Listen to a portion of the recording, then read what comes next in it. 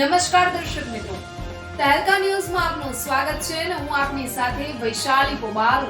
કરીશું નજર સમાચાર. ભરૂચથી દેશના 76માં પ્રજાસત્તાક પર્વની ઠેર ઠેર અદમ્ય ઉત્સાહ સાથે ઉજવણી કરવામાં આવશે.